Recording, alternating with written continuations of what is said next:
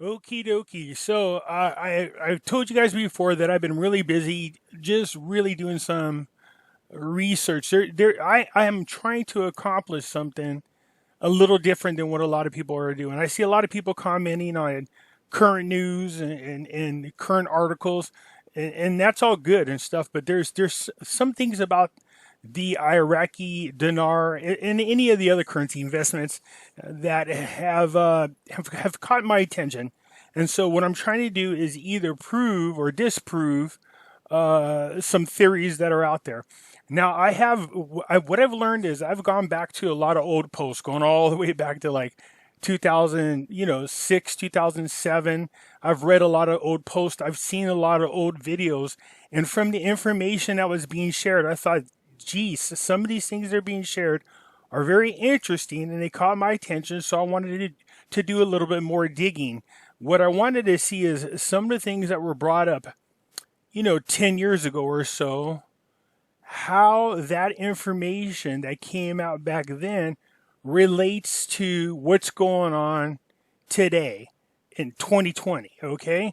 So, because it would make a world of difference. I've listened to what a lot of these so-called dinar experts were saying, and they made these bold predictions or made these elaborate comments. And I thought to myself, geez, when they made these, I wonder if any of these actually came true. Okay, so that's what I've been doing. I've been spending a lot of time doing that. I've been talking to a lot of people that I consider, are very knowledgeable, or some in cases, some people are experts. I told you guys in the last video, one of my friends is Professor Westbrook or Dr. Westbrook. He brought some things to my attention, but he's just a hard man to catch. So I'm sure he can probably answer some of the questions and concerns that I have, but we'll see where that goes to. I know there's a gentleman named InfoSeeker that's been really good about challenging me on some things, which I love, by the way. I hope he doesn't think that in any way, shape, or form that I'm disregarding anything that he says. So, Info Seeker, if you are listening, actually like the challenge, and because of the things that we have been going back and forth on email, just for some of you guys who don't know, and because of that, there's been some different or some very interesting points that were brought up. And so, because of the things that are brought to my attention, it has taken me down different paths in which I want to look up information. So I don't mind that at all. All right. So look, there's a lot of information, a lot of stuff that's happened over the past week. We know about all the protests that are going on. We know about the death of Soleimani. We know about that. It's just been more than that. It's not just one thing. The leader of, for those of you who don't know, Hamza bin Laden, who is the son of Osama bin Laden, had taken over as the lead for Al Qaeda. He was taken out by Trump. Trump took him out. We all know that al Baghdadi, who was the leader of ISIS, and his number two guy were taken out by the Trump administration. We know that the General Soleimani, who was the leader of, I hear rumors, but I don't think it's called the Red Guard. I think it's the Revolutionary Guard. No, I might have that backwards. I'm sure Nate will catch this video later on and give me crap about it. But he's the he's the general of the army for the mullahs in Iran. We know he was killed recently, but not just him. People don't realize this, but also the leader of Hezbollah in Iraq was taken out. And now another Iranian general was killed. At first, the media was mocking the fact that this guy got away, but he was killed. So, what I'm finding interesting about what's going on is somebody made a joke that Trump is going to be the worst genre for war movies ever. Worst president for war movies. A lot of times the presidents come in, some big war happens, and then you'll see a lot of movies about it. Whether it's something happened in Vietnam or World War One, World War Two, Korea, the Iraqi wars, the Afghan wars. You see all these movies based on, information that came out during these wars. But this comedian joked and said, damn, Trump's going to be the worst president for the wartime genre movies because Trump's idea of a war lasts maybe 3 days. This guy doesn't put boots on the ground. He knows there are specific targets and he just takes them out. Period. Boom. That's the end of it. He said, I think in the worst case scenario, the longest war that Trump's ever been in, if you want to call it a war, was 3 weeks long when he sent his military down there into Iraq and removed the ISIS caliphate. This is a caliphate that had been there for almost all 8 years under the Obama administration. You guys got to remember, we're talking about two different types of administration. The different rules of engagement were much different. Obama's approach was very huggy. Let me give you some money. Can we be buddies now? Please don't kill us approach, and which didn't work. Where Trump's like, I'm not giving you money. Not only that, I'm just going to kill you. And that's what he does. So there's the rules of engagement are much different. Trump lets his warriors be warriors. And because of that, you could see that there's a lot of changes going on. I bring this up because this is something very interesting is happening that I've noticed in my research. First of all, let's notice this past weekend, there has been protests in Hong Kong, Iran, Yemen, you name it, all over. And for those of you who are not paying attention, there's this thing called a freedom march or freedom protest around the world in which these people in other countries are literally holding up American flags and pictures of Donald Trump. They want Trump to be their leader as well. It's really unbelievable to see. And it's also very sad to see that Trump is under attack by some of our politicians in America, just because of their greed for power. It's really a sad thing to say when this man is, despite what the news wants to tell you, this man is actually admired around the world and people are protesting, waving the American flag and actually praising Trump, which is really good to see because unfortunately he's not getting that kind of love here from everybody. But despite the politics, in my research, I've noticed something. There's something going on with currencies around the world, not just the dinar, not just the Vietnam dong.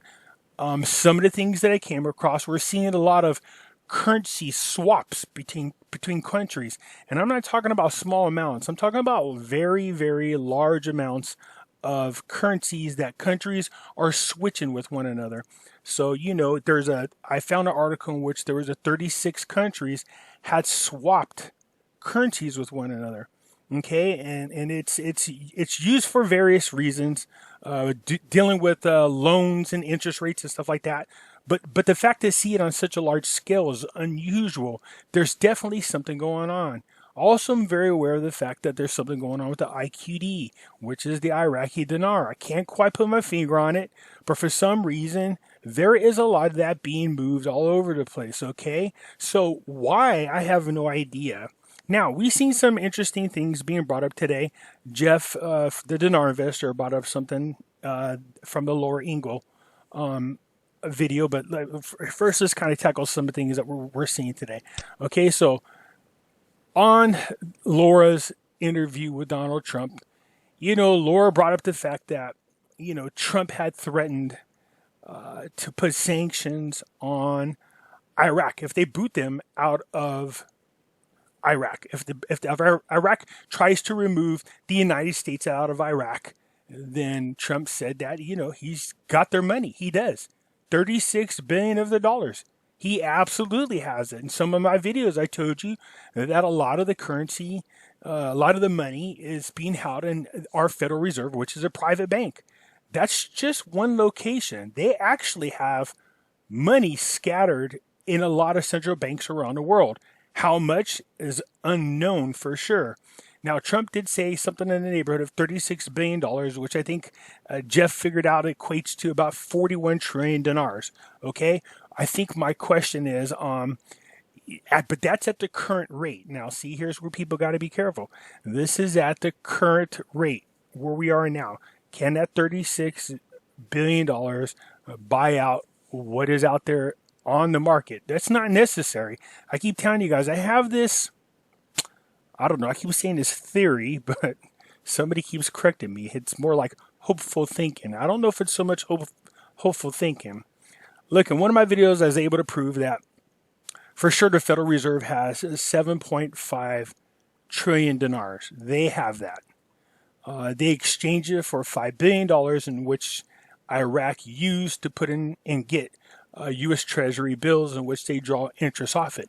But where else are they doing that? I know that I saw that Japan has also holding Iraqi dinar. I know India is holding Iraqi dinar, which goes back to what I was saying. And what that is, I think all central banks around the world are holding some level or some amount of Iraqi dinar. Now, when I was talking to my friend, I said, why would like the Federal Reserve, why would they hold the Iraqi dinar? Once the rate change happens, they're going to get a lot of money. And he brought, again, this is a good thing about having somebody that's very knowledgeable in this industry. And he said, no, you got to understand, you're looking at it wrong. They're not holding currency waiting for this big exchange to happen so they can run down and cash in and get rich off it. That's not what happens. What would happen is these people would hold it in their Federal Reserves as an asset. It strengthens their dollar. So if anything should ever happen to the US dollar and it starts to lose its value, okay, so let's just say, I'm just hypothetically speaking, let's just say the Iraqi dinar comes out at $3 US per one dinar, all right? So $3 is the rate that it is. So it's not like the Federal Reserve is going to take this 7.5 trillion, run down to the Iraqi bank and immediately start asking for USD, US dollars. It's not going to happen. They actually hold on to it. It's an asset for them. So if something should happen to our economy and our dollar starts to weaken, they can start selling some of those dinars to help with strengthening our dollar or to, keep it from becoming really weak. So it's not just that, but they hold multiple currencies for that purpose. In addition to that, they take the currency also when they're doing business.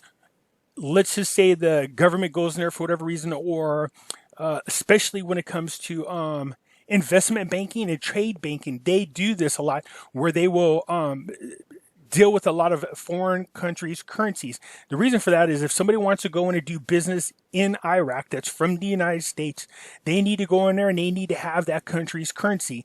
But it's important, though, that that currency is strong, because if they're going to do a lot of importing and exporting, they have to make sure that the currency is very balanced, or what'll happen is they're going to need more currency and it's going to cause inflation to go up. I talked about this before. I know that the CBI on several occasions over the years with the IMF was battling with, the Iraqi government. The Iraqi government wants it at 320. They said nothing happened to their economy since the rate change, since the rate was frozen. Nothing really economical. Nothing's really changed. There's been a lot of issues with the government. The oil production's actually higher than it was before.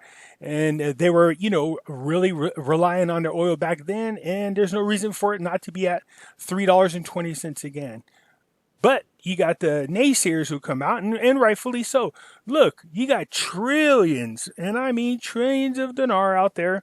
If you do a rate change, man, no one country has that amount of money. I told you guys before, if a rate change did happen, even if it was at $1, that the amount of money that's outstanding of the Iraqi dinar would be almost as much as the entire world's GDP. That's really high. So I'm thinking to myself, how's this going to work? It goes right back to what I was saying before, and that is these financial institutions, such as the Federal Reserve, they're not into it just for the rate change. They're into it to hold the money as a form of asset that helps strengthen our currency in times of need. And that's going to go on for anybody holding on to the Iraqi dinar. There's no doubt that all the reports that I've read, a lot of articles that I've read, and I mean, I've read a ton of them, they're forecasting a huge economical boom within the Middle East, especially in Iraq. And I'm not talking about a little bit, but I'm talking about a GDP of around 11, around 16. I mean, come on, here in the United States, like I said, we get happy if we get 3% GDP, and these people are talking about 11, 9, 11, and 16%. There's many reports that forecast that, the currency in Iraq will be the most valuable currency, not obviously overnight, but over a long period of time, 10 to 15 years down the line. Okay, so having said that, my thing is trying to figure out how much is actually, again, I said this before, how much is in the hands of the public? And that is, I don't think there's as much as people think there is. I think that it's somewhere in the billions, obviously, but not in the trillions.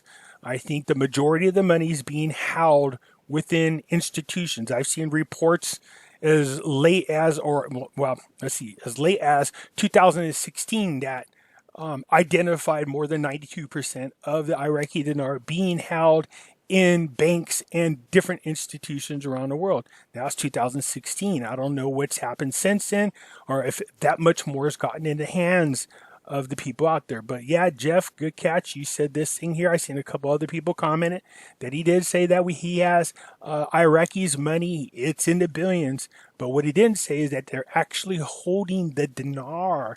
I mean, the equivalence obviously is if they switched it and they used that billions, and if it wasn't USD to buy back their dinar that's out there. I don't know. That's a good question, man.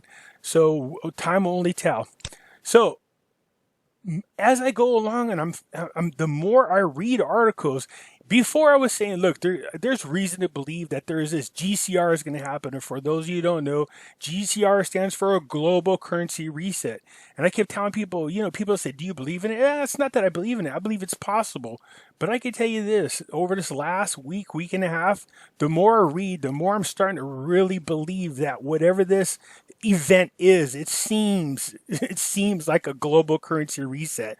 Now, what that entails, I don't know, but there seems to be something going on with the currencies around the world, not just the dinar. I'm talking several, I think 62 different currencies on my last count. There's something going on. There's some type of reset coming. There's mentions of it vaguely a lot of different times. So what it is, I don't know. I'm sure the people that are in the need to know these answers. Okay. Today the Denarian had posted an article or gave it to somebody, and of course he made a video about it.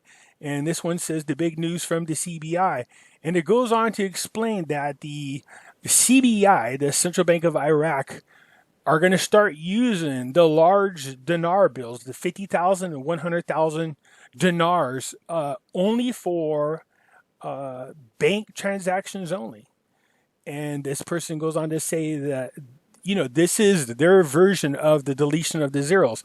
Now, when I read this, I'm kind of on the border of this because I've read many articles, and I mean, even as recent as one from August of 2019, in which the CBI was saying that seems to be the deletion of the zeros, the way a lot of people are explaining it, seems to be off the table. And all I can tell you this right here, I was going through this right here, in here, for those you can't see it. Let me see if I can make this bigger somehow. But anyways, it's just, I went through and you can see all these different times in which a LOP is what they're calling a LOP, which is loss of profit. But anyways, what people are calling a LOP in the dinar community is the removal of zeros, okay? You could go through here and see when the redenominations and the LOPs have happened. I've said this before in other videos. I even showed you this huge table of different countries. But you could look at their inflation, 226, 299, 1,379, 949%, 2,272. It goes like this all the way down this list of any time a so-called deletion of the zeros or a redenomination took place. Inflation rate was really super high.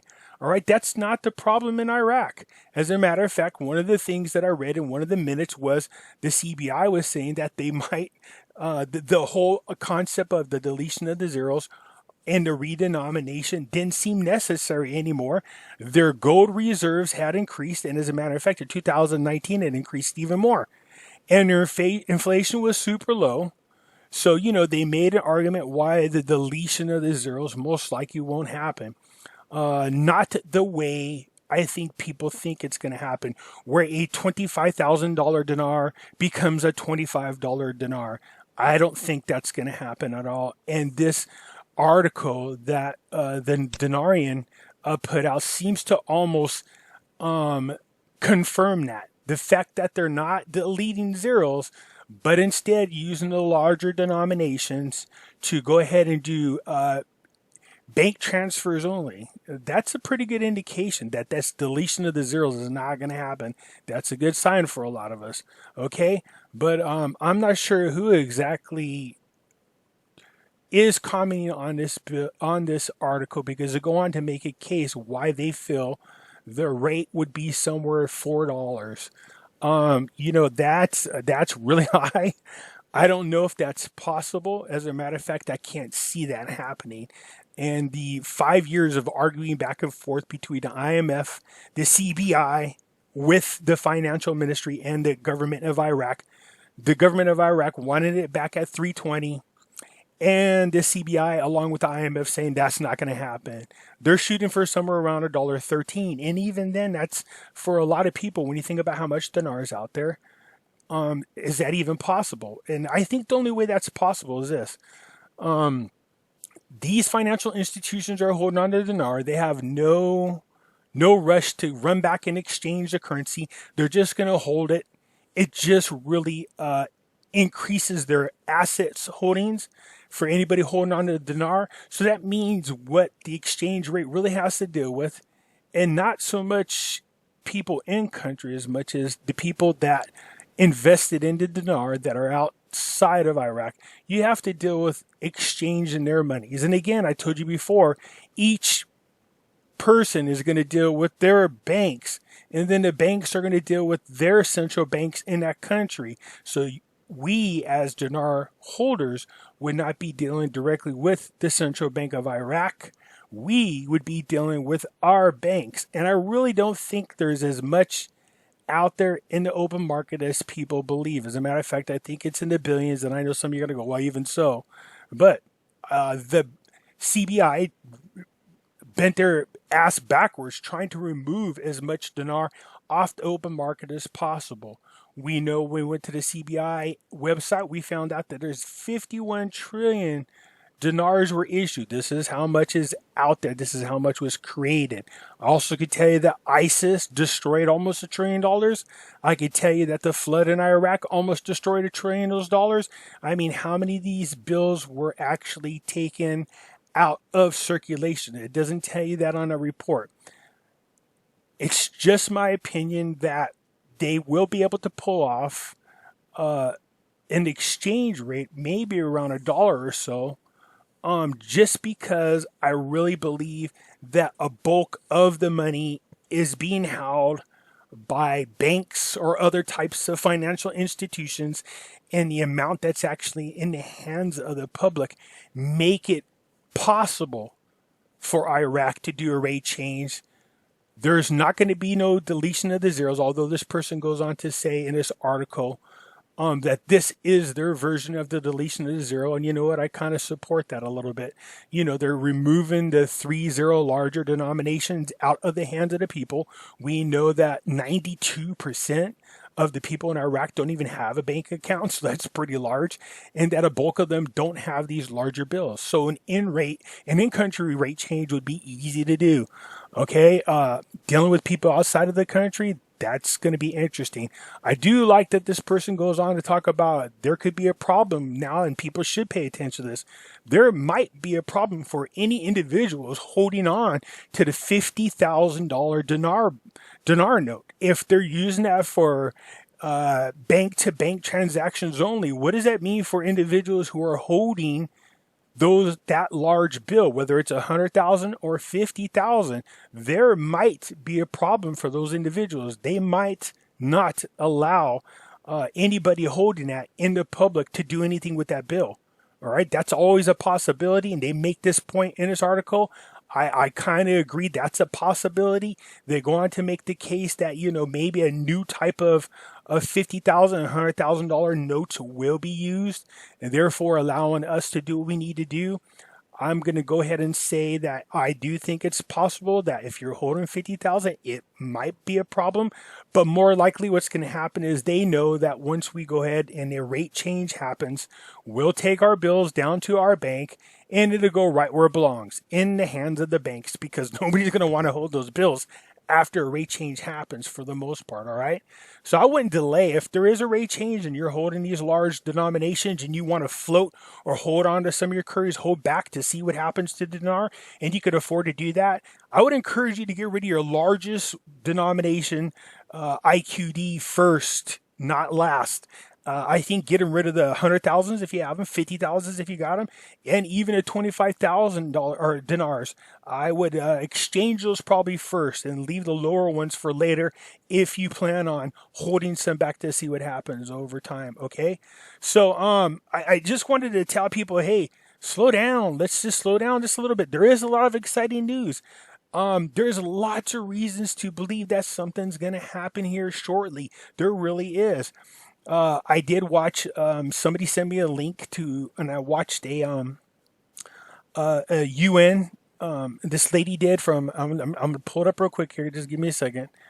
And this lady was from.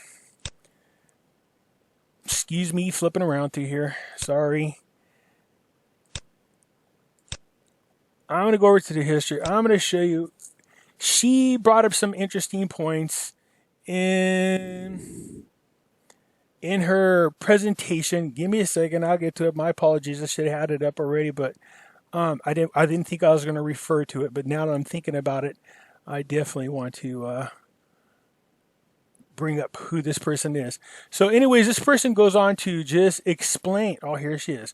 Okay, so it's Iraq's briefing. I now give the floor. Briefing by the SRSG. I recommend you go look at it. She's talking about where Iraq stands now compared to where they were before, how ISIS is no longer a problem. But she does make a point, and that is, something has to be done about the purchasing power of the dinar. Something has to change. In order for outside investors to come in to do what they need to do, these changes need to take place, whether it's a mild change or not. But she does make some good points. These are the types of things I'm talking about that I will go look at where most people don't go look. Okay, it's just weird stuff like this. But I encourage you to go look this up. Just watch it. It's only about 16 minutes long. It's interesting what she has to say. Now, keep in mind, this was done in August 2019. Does not include since then the killing of Soleimani and all these other things that are going on right now, all right? Including the protests that were taking place. So, having said that, people just look. We just need to slow down. We need the protesters in Iraq to calm down. I already just saw yesterday on the website for the on the government website was for the life of me, can't think of it right now. Anyway, saying that they've agreed with Iraq. They're not. The U.S. is not leaving Iraq. It's not going to happen. They're staying there. They agreed to keep the U.S. there. It's already signed and agreed upon. Okay, so there was some kind of agreement that they made, and it was posted on a governmental website. If I find it, I'll try to post it in the group chats this week. I can go to that link and see it. So we're not leaving Iraq. We're not going to need to sanction their monies because that would be a huge setback. I think we're at a point now that Iraq is at the stage it needs to be to. There's nothing more left to do. Seriously, what more is there to do? We know there's an issue with the government, but the truth of the matter is the CBI is separate than the government. They don't have to wait for the government to be established. We know that the 2020 budget is being held up as well. All right, so I just think that my opinion is that something exciting hopefully will happen. So I said that hopefully, all right? There's a lot of things that seem to be pointing towards something big happening in 2020. I'm hoping it is. And I don't think it's just going to happen to the dinar. I think it's going to happen to a multitude of currencies, all right? Might be wrong, but I have reason to believe that based on a lot of things I read. So, hang tight. There's a lot of good stuff coming out today. I'm not trying to crap on anybody's parade, but at the same time, I don't want to overhype everything. It is exciting news. It is exciting news, all right? But don't get overly excited because every time we get ourselves, it's like a roller coaster for us. We get so overly excited about what we hear is going on, and everybody's already, going into work, flipping off their boss, quitting their jobs. I'm kidding. They're planning, like vacations. Just wait till it happens. You know what I mean? Let's make sure it actually happens. Let's make sure, even if they announce it, we have to make sure that the IQD, you guys got to remember, they can announce a rate change, but it doesn't help us. Unless the currency is recognized internationally, we can't do anything about it. We can't go down to the bank. We can't deposit it. We can't do anything like that. Don't get me wrong. There's a couple of banks. I know Chase Bank is allowing the deposits to happen. But, we need that thing to be recognized internationally so that a lot of us can go skipping down to the bank and to make that rate change happen. I do also believe, and there's reason to believe, that once you deposit your dinar, you're not going to have access to all the money at first. I believe it's going to come to you in different stages. There's reason to believe that. Okay, so again, you guys, I've it's not that I'm neglecting you guys or ignoring you. I just been reading a lot of interesting information. It's been information and reports that's been scattered over the last 11 years, and each one of them interesting. And it's interesting to see how many different countries are doing these currency swaps. And I know that Iraq has also had a ton of money donated to them. And I'm talking about billions and billions of dollars of money that is not their own given to them by other countries to help them. We call it the donor money. We all know about this. But the fact that they got that much donor money, I'm wondering if maybe some of that wouldn't be used to help with the IQD. Also, if anybody's out there, I heard that one of the things that needed to be done is they're going to, and I've read this several times. I just don't know if it's happened yet, but they're going to be able to, Iraq is going to be able to monetize the oil that's in the ground. That's big. Now I've seen where they are setting themselves up for that to happen. It's been going on for 3 years, but I have not been able to confirm whether Iraq has the ability to monetize the oil that's in the ground. If that's the case, we know they got what, 120 trillion barrels of oil is what they're, if that's the case, then what'll happen is if the rate change happens, they're going to peg it to the oil assets as part of it. And of course they'll be able to afford to do it easily then. I'm sure I'm going to hear from some people who don't agree with that, but I have read articles that one of the ways they can cover what's out there is the ability to peg the Iraqi dinar to the oil assets along with other baskets of currency. So anyways, I just wanted to touch base with you, let you know what's going on. I'm not neglecting you guys. I'm just really talking to a lot of very informative people, very knowledgeable people. I'm also working on a couple of other goodies that I want to get out to you people. I hope to get out soon. But yeah, every time we come across a wave of interesting news, people will bombard me with questions, and I say, okay, let me look into it. Let me see what's going on. I want to respond to it. All right. So everybody, you have a great day. I'll talk to you later.